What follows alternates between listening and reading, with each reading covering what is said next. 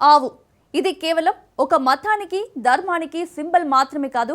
స్వాతంత్రానికి ముందు కూడా గో సంరక్షణపై ఎన్నో ఉద్యమాలు సాగాయి. తిలక్, పటేల్ వంటి వారు ఎందరో గోమాత ప్రాముఖ్యాన్ని భారతీయులకు విడమర్చి చెప్పారు. గోవు జాతి సంపదని, దీన్ని చంపే హక్కు ఎవరికీ లేదని గతంలో కొన్ని రాష్ట్రాల కోర్టులు కూడా ఆదేశించిన సందర్భాలున్నాయి. అయినా గోవధ నిర్మూలన ఆగడం లేదు.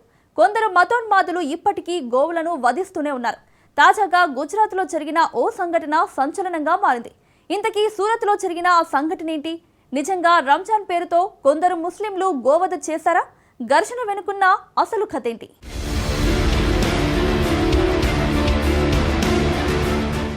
భారతదేశ సంస్కృతిలో గోవుకు అత్యంత గౌరవనీయమైన స్థానం ఉంది. హిందూ సాంప్రదాయంలో గోవును గోమాతగా భావించి తల్లి స్థాయిలో పూజిస్తారు. వేదకాలం నుంచే గోవు సంపదకు, శాంతికి, వ్యవసాయ ఆధారిత జీవన విధానానికి ప్రతీకగా నిలిచింది. పాలు, పెరుగు, నెయ్యి, గోమూత్రం, గోమయం వంటి ఉత్పత్తులు ఆధ్యాత్మికంగా, ఆచారపరంగా కూడా ఉపయోగపడుతున్నాయి. గ్రామీణ ఆర్థిక వ్యవస్థలో గోవు ముఖ్యమైన పాత్ర పోషించింది. అందుకే గోవును కేవలం జంతువుగా కాకుండా సంస్కృతి, సాంప్రదాయం, ఆధ్యాత్మిక భావోద్వేగాలకు ప్రతీకగా భావించే సాంప్రదాయం భారతదేశంలో బలంగా ఉంది. అదే సమయంలో భారత రాజ్యాంగంలో కూడా పశు సంవర్ధకాన్ని ప్రోత్సహించేందుకు, గోవధను నిరోధించేందుకు రాష్ట్రాలు చర్యలు తీసుకోవచ్చనే సూచనలు ఉన్నాయి. వివిధ రాష్ట్రాల్లో గోవధపై వేర్వేరు చట్టాలు అమల్లో ఉన్నాయి. ఈ నేపథ్యంలో గోవధకు సంబంధించిన సమాచారం వచ్చినప్పుడు కొన్ని ప్రాంతాల్లో ఉద్రిక్త పరిస్థితులు ఏర్పడడం కొత్త విషయం కాదు. ఇలాంటి సున్నితమైన నేపథ్యంలో గుజరాత్ రాష్ట్రంలోని సూరత్ జిల్లా పరిధిలోని మంగ్రోల్ తాలూకాకు చెందిన హోదాడ గ్రామంలో ఇటీవల ఒక ఘటన చోటు చేసుకుంది. ఈ సంఘటన స్థానికంగా చర్చనీయాంశంగా మారింది.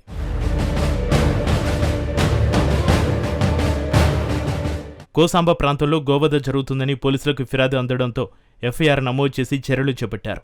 సమాచారం ఇచ్చిన వ్యక్తితో పాటు పోలీసులు సంఘటన స్థలానికి వెళ్లి పరిస్థితిని సమీక్షించారు. రాత్రి సమయంలో ఎక్కువగా గోవధ చేస్తున్నారని గుర్తించిన పోలీసులు అదే సమయంలో తనిఖీలు నిర్వహించగా 2 మోటార్ సైకిళ్లపై కొందరు వ్యక్తులు రెడ్ హ్యాండెడ్గా పట్టుబడ్డారు.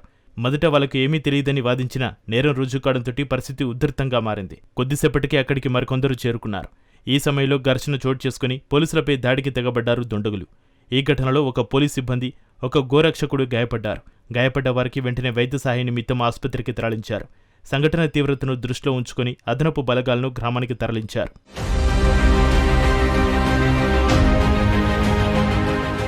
సూరత్ జిల్లా superintendent of police Rajesh Ghadiya ఘటనపైన సమగ్ర విచారణకు ఆదేశాలు జారీ చేశారు. ఆయన సూచనల మేరకు Surat rural deputy superintendent of police BK Vanrani ఆధ్వర్యంలో ప్రత్యేక బృందం ఏర్పాటైంది.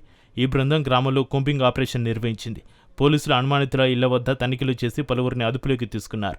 అధికారిక సమాచారం ప్రకారం 22 మందిని అరెస్టు చేశారు. మరికొందరిని విచారణ నిమిత్తం పోలీస్ స్టేషన్కు తరలించారు. ప్రారంభ ఎఫ్ఐఆర్లో కొన్ని పేర్లు తెలియనివిగా నమోదు చేసినప్పటికీ తర్వాత గుర్తింపు ప్రక్రియలో భాగంగా అనుమానితుల వివరాలను చేర్చారు. ఈ కేసులో హత్యాయత్నం, అల్లర్లు, విధులకు ఆటంకం కలిగించడం వంటి వివిధ నేరాల కింద కేసులు నమోదు చేసినట్లు పోలీసులు వెల్లడించారు. సంఘటన స్థలంలో ఫోరెన్సిక్ సాక్ష్యాలను సేకరించేందుకు శాస్త్రీయ పద్ధతులు అనుసరిస్తున్నట్లు తెలిపారు. చట్టాన్ని ఎవరూ తమ చేతుల్లోకి తీసుకోవద్దని అధికారులు స్పష్టం చేశారు.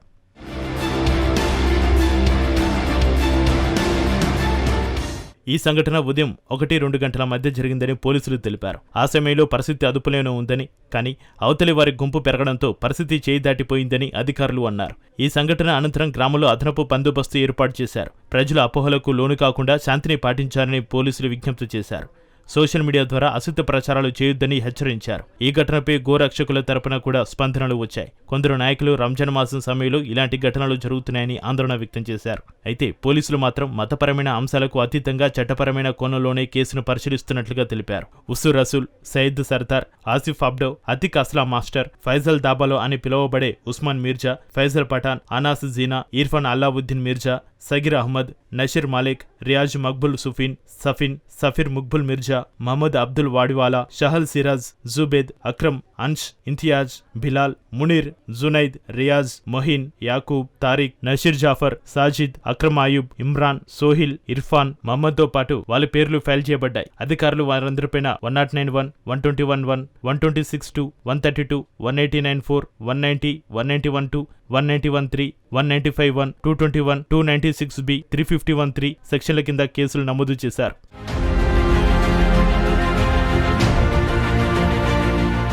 గోవధను నిషేధించాలని మన దేశంలో దశాబ్దాలుగా డిమాండ్ ఉంది. వ్యవసాయ అవసరాల కోసం మాత్రమే పశువులను కొనుగోలు చేయాలి. వధించడం కోసం కాదని మోడీ ప్రభుత్వం స్పష్టంగా పేర్కొంది. కొన్ని రాష్ట్రాలు ఇప్పటికే గోవధ నిషేధం అమల్లో ఉంది. కర్ణాటకలో గోవధ నిషేధ బిల్లును జూన్ నెలలోనే ఆమోదించారు. ఈ చట్టం ప్రకారం గోవులను వధిస్తే 3 నుంచి 7 ఏళ్లు జైలు శిక్ష, 50,000 రూపాయల నుంచి 5 లక్షల వరకు జరిమానా విధిస్తారు. 13 ఏళ్లు నిండిన ఆవులు, గేదెలను పశుసంవర్ధక శాఖ అనుమతితో వధించే వీలుంది. గుజరాత్, ఉత్తరప్రదేశ్లో ఈ చట్టం అమల్లో ఉంది. రంజాన్, బక్రీద్ సందర్భంగా దేశవ్యాప్తంగా పెద్ద సంఖ్యలో గోవధ చట్టాన్ని అడ్డుకునేందుకు ఎప్పటినుంచో పలు హిందూ సంస్థలు పోరాడుతూనే ఉన్నాయి. సమాజంలో శాంతి సామరస్యాలను కాపాడడం ప్రతి పౌరుడి బాధ్యతని అధికారులు గుర్తు చేశారు. గోవధ వంటి సున్నితమైన అంశాలపై చట్టం ప్రకారం వ్యవహరించాలని, ఎవరైనా సమాచారం ఉంటే నేరుగా పోలీసులకు తెలియజేయాలని సూచించారు.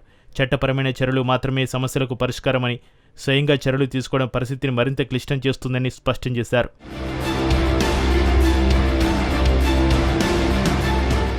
గోవులు భారతదేశ పవిత్రమైన సంపదని ఆంధ్రప్రదేశ్, తెలంగాణ రాష్ట్రాల ఉమ్మడి హైకోర్టు గతంలో స్పష్టం చేసింది. బక్రీద్ సందర్భంగా గోవులను వధించాలనేది ఇస్లాంలో ఎక్కడ చెప్పలేదని హైకోర్టులు చెప్పాయి కూడా. గోవు జాతి సంపద చంపే హక్కు ఎవరికి లేదంటూ ఏపీ, తెలంగాణలకు హైకోర్టు ఆదేశాలు జారీ చేసింది. ఆవు, ఎద్దు, దూడలు ఆరోగ్యంగా ఉన్నప్పుడు అందుకు విరుద్ధంగా వధకు అనుకూలమైనవేనంటూ సర్టిఫికేట్ ఇచ్చే పశువుల వైద్యులపై గోవధ నిషేధ చట్టం కింద చర్యలు తీసుకునేందుకు వీలుగా చట్ట సవరణలు తీసుకురావాలని ఉమ్మడి హైకోర్టు స్పష్టం చేసింది.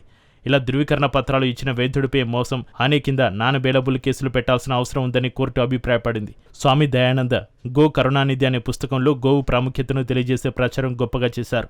గోవును చంపి కడుపు నింపుకోవడం అంటే ప్రపంచానికి నష్టం చేయడంతో సమానమని దయానంద సరస్వతి అంటారు. ఇలాంటి వారిని మించిన ద్రోహులు, విశ్వాసఘాతకులు ఇంకెవరైనా ఉంటారా అంటూ ఆయన ప్రశ్నించారు.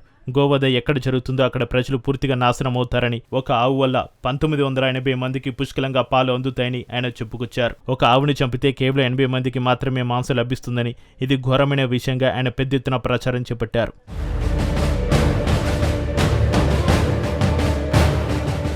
బాల గంగాధర్ తిలక్, లాలా లజపతి రాయ్, సర్దార్ వల్లభాయ్ పటేల్, స్వామి దయానంద, పండిత మదన మోహన మాలవ్య వంటి ఎంతోమంది గోరక్షణకి కృషి చేశారు. గోరక్ష ఈ దేశంలోని ప్రతి పౌరుడి ప్రథమ కర్తవ్యం. ఆవు పాలు, నెయ్యి ద్వారానే భారతీయుల జీవనం సాగుతుందని లాలా లజపతి రాయ్ అన్నారు. గోరక్షణలోనే ఈ దేశ రక్షణ ఉందని మదన్ మోహన్ మాలవ్య అంటారు.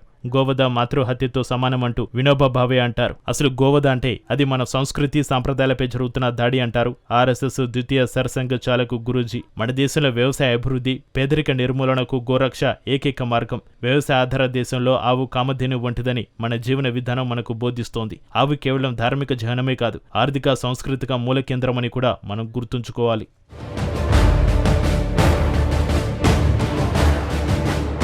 మొత్తం మీద ఈ సంఘటన సూరత్ జిల్లాలో చర్చనీయాంశంగా మారింది.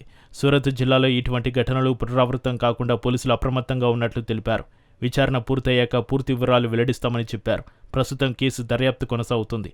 చట్టం ముందు అందరూ సమానమని, నేరం చేసిన వారు ఎవరైనా సరే కఠిన చర్యలు తప్పవని పోలీసు ఉన్నతాధికారులు స్పష్టం చేశారు.